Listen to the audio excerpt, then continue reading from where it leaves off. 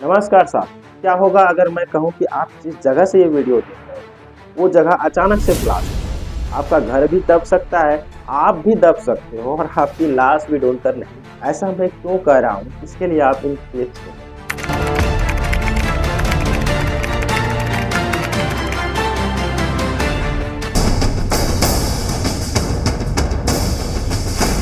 कोयला नगरी में फिर धंस गई जमीन।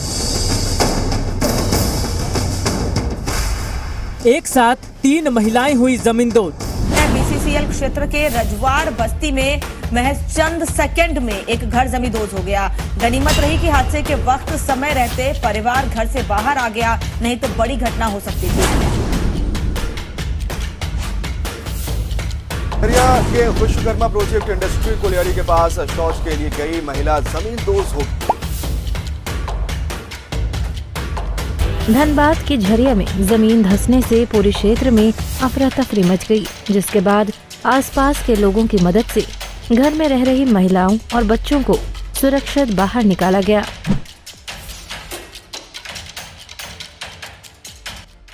यहाँ जितनी भी आपने घटनाएं देखी, ये सारी घटनाएं झरिया से। झरिया जिसे शायद नरक कहा जाना गलत नहीं। 100 सालों से भी अधिक समय से झरिया के जमीन के अंदर जल रही आग आज लगभग 1.5 लाख परिवारों के 5 लाख से ज्यादा लोगों का जीवन प्रभावित कर चुका है। इतने सारे लोगों के जीवन को नरक बना चुका है। हर एक पल ये लोग मौत के मुंह को देखते हैं। ए रहीम सुनो, तीसरा आवाज भी दिया रहीम सुन। तो बोला दादी तुम चाय मंगा लो बड़का से, मेरा पापा बुला रहा। पापा बुला रहा, इतने ही में पापा लगेगी। हम लोग क्या हुआ पापा? पापा बोला, बेटा अंदर जाने लगा, पापा पकड़ा, अब साथ साथ दोनों चले गए। आपने देखा कि कैसे इस बूढ़ी अम्मा के आंख के सामने उनका बेटा और पोता जमींदोज, जिनकी लाश कई घंटों की खुदाई के बाद। आखिर क्या है इस दिल दहला देने वाली घटनाओं का कारण? आखिर क्या है झरिया के नीचे फैल रहे अंडरग्राउंड फायर का कारण? आखिर क्यों इस अंडरग्राउंड फायर के कारण आज जमीन धंस रही है और ब्लास्ट? झरिया के लोग झरिया को छोड़कर कहीं दूसरी जगह जाकर क्यों नहीं बस जाते? क्या सरकार इस बात पर ध्यान नहीं दे रही है? क्या सरकार को झरिया के लोगों के जीवन की चिंता नहीं है? आज के इस वीडियो में इसी पर बात करेंगे। झारखंड के धनबाद जिले में स्थित झरिया आज भारत का सबसे बड़ा कोयले का भंडार और ये लगभग 19.4 बिलियन टन कोयले का भंडार है। और ये कोयला कोई नॉर्मल कोयला नहीं है, ये कोयलों में सर्वोत्तम गुण रखने वाले कोयलों में। सबसे पहले सन 1865 में इस बात का पता चला कि झरिया में कोयले का विशाल भंडार। 1894 के आसपास में यहाँ खुदाई शुरू कर। उस वक्त जो खुदाई की जा रही थी वो टनल्स के जरिए की जा रही थी, जिसको हम बोल सकते हैं कि अंडरग्राउंड माइन। इसमें टनल बनाकर कोयले तक पहुंचा जाता था और उस कोयले को टनल्स के जरिए ही बाहर निकाला जाता। व्यापारियों ने खुदाई जोर शोर से शुरू कर दी। सबसे पहले सन 1916 में टनल्स के अंदर काम कर रहे माइनर्स को दिखा कि टनल में आग लग चुकी। ये आग क्यों लगी, इसका कोई ऑथेंटिक रीजन का पता नहीं चला, लेकिन मेरा मानना है कि आग लगने के लिए मुख्यतः 3 चीज़ों की जरूरत है: फ्यूल, हीट और ऑक्सीजन। फ्यूल तो ऑलरेडी कोयला है और जमीन के अंदर है, तो हीट भी प्रोड्यूस हो रहा है। कोयले में अपने आप ही हीट प्रोड्यूस हो रहा है। और जो टनल्स बनाए गए, इनके जरिए ऑक्सीजन का भी सप्लाई फ्यूल को मिलता है, जिससे शायद ये आग पकड़। कारण और कई सारे हो सकते हैं। हो सकता है नेचुरल डिजास्टर जैसे जंगल में आग लगना, आसमानी बिजली भी कारण हो सकता है, या फिर माइनर्स की लापरवाही का कारण हो सकता है, जैसे जो लालटेन लेकर टनल के अंदर जा रहे हैं, या फिर किसी भी प्रकार की चिंगारी इस आग का कारण बन सकता है। हालांकि आग की शुरुआत जैसे भी हुई हो, लेकिन 1916 में सबसे पहले ये पता लग चुका था कि टनल के अंदर आग लग चुका है। लेकिन व्यापारियों ने इस चीज को इग्नोर कर उन्होंने खुदाई दूसरी जगह शुरू कर दी और इसे शायद बुझाने का कोशिश नहीं किया। इस आग के बुरे प्रभाव का एहसास व्यापारियों को तब पड़ा जब 1921 के अंदर में जमीन धंसने के कारण किसी व्यापारी का घर ही जमीन के अंदर।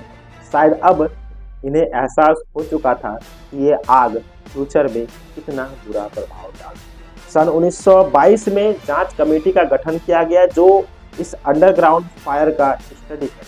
आग बुझाने के कई सारे तरीके अपनाए गए, टनल्स में रेत डाला गया, टनल्स को बंद कर दिया गया ताकि ऑक्सीजन का सप्लाई ना मिल सके। विदेशों तक का भी मदद लिया है, बहुत सारे रुपये खर्चे किए गए, लेकिन शायद अब देर हो। इस आग पर कंट्रोल कर पाना मुश्किल है। सन 1971 में खदानों का नेशनलाइजेशन कर दिया जाता है और इस झरिया कोल रिजर्व को BCCL के अंदर रखा, यानी कि अब इसे BCCL चला रहा है। लेकिन अब जो है खुदाई के तरीकों में थोड़ी सी डेवलपमेंट हो चुकी। अब ओपन कास्ट माइनिंग आ चुका था।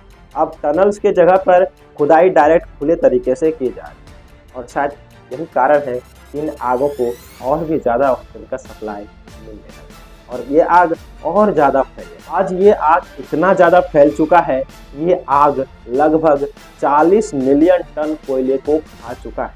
2 अरब टन कोयला आज पहुँच से बाहर हो, लगभग 200 अरब डॉलर का नुकसान कर चुका है। ये तो थी इकोनॉमिक नुकसान। जीवन को कैसे प्रभावित किया, तो 450 साइट्स ऐसे हैं जहां पर कभी भी जमीन धंस सकती है, जहां के वातावरण प्रदूषित है।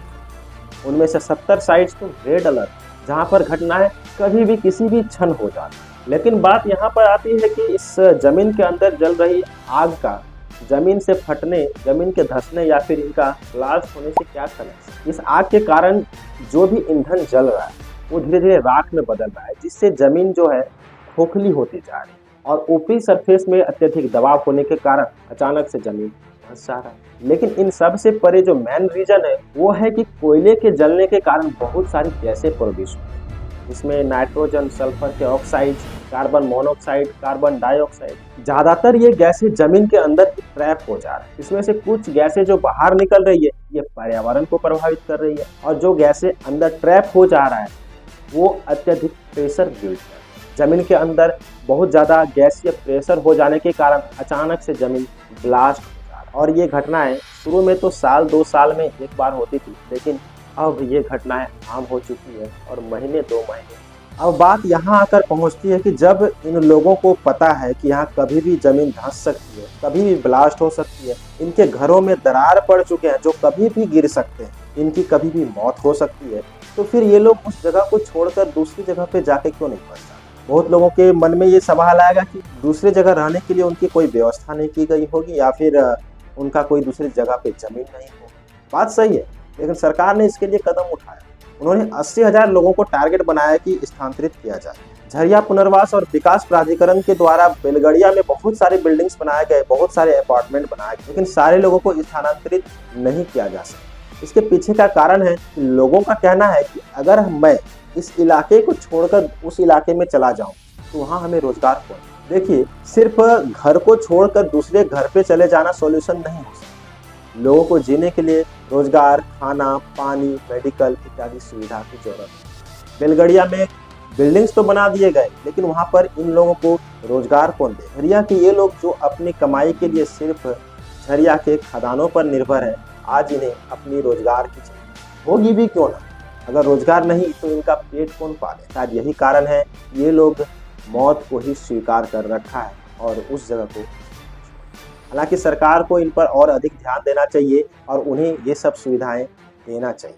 साथियों, इस घटना से हमें इस चीज़ की सीख मिलती है कि पर्यावरण से छोटी सी छेड़छाड़ कितनी बड़ी नुकसान पहुंचा सकती है। हमें हमेशा पर्यावरण को बचाए रखना चाहिए और प्रकृति से छेड़छाड़ नहीं करना। इस वीडियो को अधिक से अधिक लोगों तक पहुंचाने में हमारी मदद करें, अपने दोस्तों तक शेयर जरूर करें और अगर आप नए हो तो इस चैनल को सब्सक्राइब कर बेल आइकन को प्रेस कर दें, क्योंकि इस चैनल में इस तरह से रिलेटेड वीडियोस लगातार आते रहते हैं। चलिए मिलते हैं अगले वीडियो में, तब तक के लिए जय हिंद, जय भारत।